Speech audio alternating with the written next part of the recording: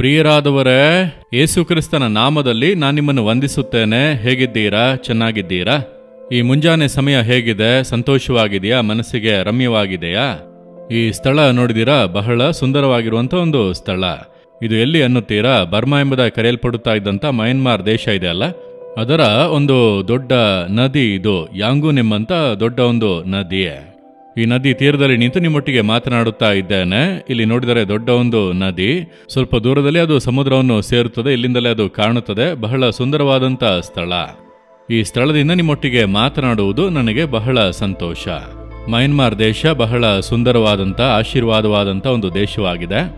ಆದರೆ ಜನಗಳು ಪಾಪ ಬಹಳ ಕಷ್ಟ ವೇದನೆಗಳನ್ನು ಅನುಭವಿಸುತ್ತಾ ಇದ್ದಾರೆ. ಇಲ್ಲಿ ಶಾಶ್ವತವಾಗಿ ಒಂದು ಸಮಾಧಾನ ಉಂಟಾಗುವಂತೆ ನಾವು ಪ್ರಾರ್ಥಿಸಬೇಕು. ಇಲ್ಲಿ ಆಂತರಿಕ ಯುದ್ಧ ನಡೆದು ರಕ್ತ ಸುರಿಸುವಂಥದ್ದು ಇದೆಲ್ಲ ನಿಲ್ಲಿಸಲ್ಪಟ್ಟು ಜನರಲ್ಲಿ ಸಮಾಧಾನ ಉಂಟಾಗುವಂತೆ ಪ್ರಾರ್ಥಿಸಬೇಕು. ಇಲ್ಲಿ ಬಂದು ಅದಕ್ಕಾಗಿಯೇ ನಾವು ಕಣ್ಣೀರಿನಿಂದ ಪ್ರಾರ್ಥಿಸಿದ್ದೇವೆ. ಬದಲಾವಣೆಗಳು ಬರುತ್ತವೆ ಎಂಬುದಾಗಿ ನಂಬುತ್ತೇವೆ. ನೀವು ಕೂಡ ಈ ವಿಷಯಕ್ಕೋಸ್ಕರ ಪ್ರಾರ್ಥನೆ ಮಾಡಿರಿ, ಸರಿನಾ? ಸರಿ, ಅದೆಲ್ಲ ಇರಲಿ. ನಮ್ಮ ಜೀವಿತದಲ್ಲೂ ಸಮಸ್ಯೆಗಳು, ಹೋರಾಟಗಳೇ ಇದೆ ಎಂಬುದಾಗಿ ಅಂದುಕೊಳ್ಳುತ್ತೀರಾ? ನೀವೇನು ಚಿಂತಿಸಬೇಡಿರಿ. ಇಂದು ದೇವರೊಂದು ವಾಗ್ದಾನದ ವಾಕ್ಯವನ್ನು ಕೊಡುತ್ತಾರೆ. ಯೆಶಾಯ 32ನೇ ಅಧ್ಯಾಯ 18ನೇ ವಾಕ್ಯದಲ್ಲಿ, ನನ್ನ ಜನರು ಸಮಾಧಾನ ನಿವಾಸದಲ್ಲಿಯೂ ನಿರ್ಭಯ ನಿಲಯಗಳಲ್ಲಿಯೂ ನೆಮ್ಮದಿಯ ಆಶ್ರಯಗಳಲ್ಲಿಯೂ ನೆಲೆಗೊಳ್ಳುವರು.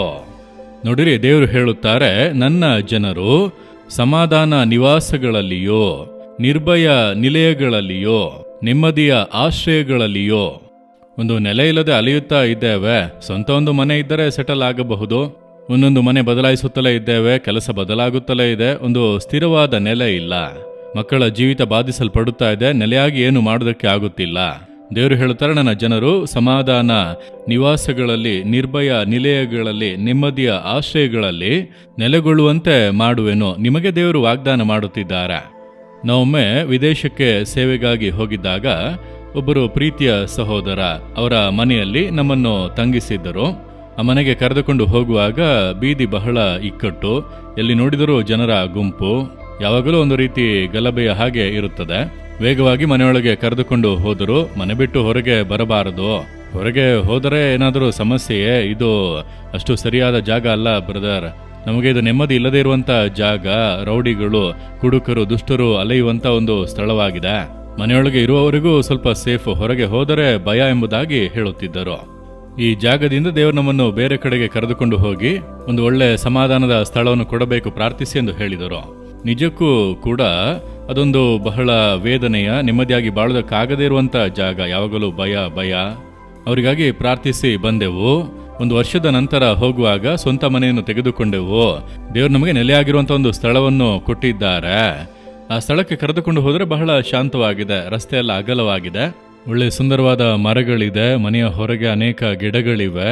ಬಹಳ ಶಾಂತವಾದ ಒಂದು ವಾತಾವರಣ. ಅವ್ರು ಹೇಳಿದರು, ಮುಂಚೆ ಇದ್ದಂಥ ಸ್ಥಳಕ್ಕೂ ಇದಕ್ಕೂ ಎಷ್ಟು ದೊಡ್ಡ ವ್ಯತ್ಯಾಸ. ಹೌದು ಬ್ರದರ್, ದೇವರು ಪ್ರಾರ್ಥನೆಯನ್ನು ಕೇಳಿ ನಮ್ಮನ್ನು ಸಮಾಧಾನವಾದ ಒಂದು ನಿವಾಸಕ್ಕೆ ಕರೆತಂದು ನೆಲೆಗೊಳಿಸಿದ್ದಾರೆ. ಇಲ್ಲಿನ ವಾತಾವರಣ, ನೆರೆಹೊರೆಯವರೆಲ್ಲ ಬಹಳ ಶಾಂತ ಸ್ವಭಾವವುಳ್ಳವರು, ಒಳ್ಳೆಯವರು. ಈ ಸ್ಥಳವೇ ಬಹಳ ಶಾಂತವಾಗಿರುತ್ತದೆ, ಸಮಾಧಾನವಾಗಿರುತ್ತದೆ ಎಂಬುದಾಗಿ ಹೇಳಿದರು. ವಾಕಿಂಗ್ ಹೋಗುವುದೆಲ್ಲ ಬಹಳ ಚೆನ್ನಾಗಿರುತ್ತದೆ ಎಂದು ಹೇಳಿದರು. ಇದುವೇ ದೇವರು ಕೊಡುವಂತ ವಾಗ್ದಾನ.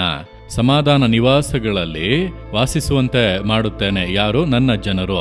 ನೀವು ಆತನ ಜನರಾಗಿ ಇದ್ದೀರಾ? ದೇವರ ಮಕ್ಕಳಾಗಿ ಇದ್ದೀರಾ? ದೇವರ ಜನರು ಅನ್ನುವಾಗ ಹೇಗೆ ಇರಬೇಕು? ಆತನು ಪರಿಶುದ್ಧನಾಗಿರುವಂತೆ ನಾವು ಕೂಡ ಪರಿಶುದ್ಧರಾಗಿರಬೇಕು. ಅವರು ಪ್ರೀತಿಯುಳ್ಳವರಾಗಿರುವಂತೆ ಪ್ರೀತಿಯುಳ್ಳವರಾಗಿರಬೇಕು. ಅವರು ಶಾಂತವಾಗಿರುವಂತೆ ನಾವು ಶಾಂತವಾಗಿ ಇರಬೇಕು.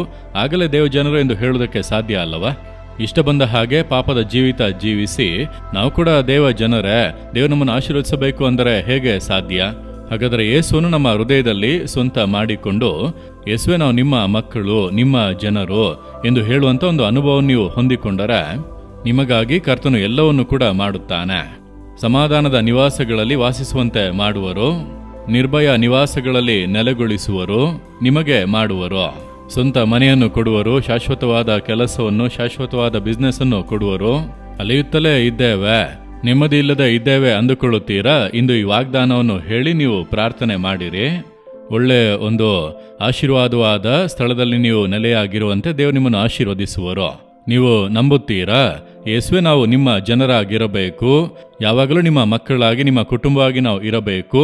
ನಾವು ಸಮಾಧಾನದ ಸ್ಥಳದಲ್ಲಿ, ನಿರ್ಭಯವಾದ ಸ್ಥಳದಲ್ಲಿ ದೇವರೇ ನಾವು ಸಂತೋಷವಾಗಿ ವಾಸ ಮಾಡುವಂತೆ ಮಾಡುತ್ತೇನೆಂಬುದಾಗಿ ಮಾತು ಕೊಟ್ಟಿದ್ದೀರಿ.